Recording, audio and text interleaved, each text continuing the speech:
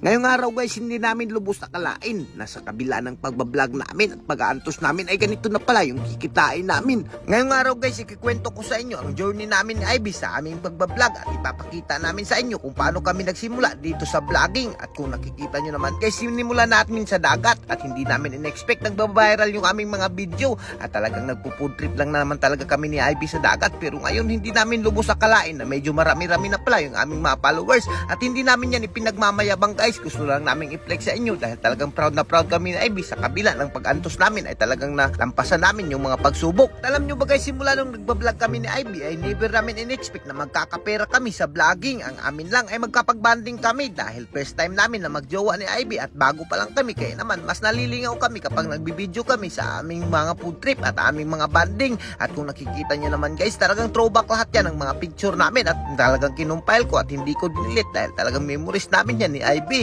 At as you can see naman si Ivy guys, hindi pa rin siya nagbabago simula ngayon hanggang noon ay napakaganda pa rin at hindi pa rin talaga ako nagmamahay na si Ivy talaga yung naging love ko dahil napakabait na at napakaganda pa. At alam nyo ba guys, simula nung pumasyal-pasyal kami ni Ivy sa mga nature trip namin ay talagang nalilingaw ako sa kanya dahil napakakulit talaga at sobrang nakakamiss lang talaga yung mga ganitong banding namin ni Ivy. Sa ngayon guys, hindi pa talaga namin magawa to dahil talagang busy pa kami at buntis pa si Ivy, pero kapag nanganak na siya ay babawiin lang namin yan at talagang magpo-food trip kami at mag-nature trip kami sa iba't ibang sulok ng ating Pilipinas. At as you can see naman guys, kung magbibilang yan si Ivy ng pera, hindi ko yan pinagmamayabang. Ito nga pala yung video namin nung bumili kami ng cellphone at pinakaunang sweldo namin sa Meta at pinundar na rin namin ng computer shop namin at nang babuyan namin yung sweldo namin sa Facebook at talagang pinundar rin namin ang mga alimunguhan namin at bumili rin kami ng lupa. At dito sa Facebook guys, ang napakaraming opportunity, maraming promotion at hindi ka rin magmamahay talaga. Kaya ano pang iniintay mo? Kung isa ka sa nanonood ngayon, sipagan mo na sa paggawa ng mga quality content at huwag ka lang sumuko. Talagang ganyan ang buhay, kailangan mo na talagang magtiis. Katulad namin ni Ivy ngayon, hanggang ngayon ay nagtitiis pa rin kami at talagang hindi pa rin kami tumitigil sa mundo ng vlogging.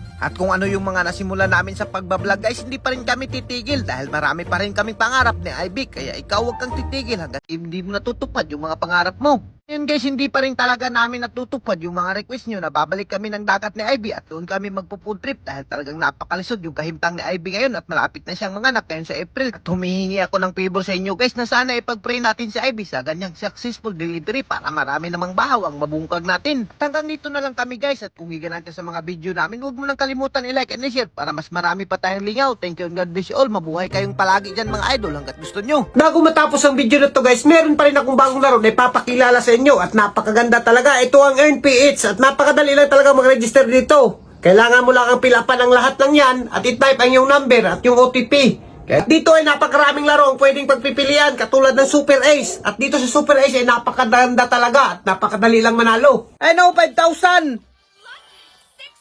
10,000 6,000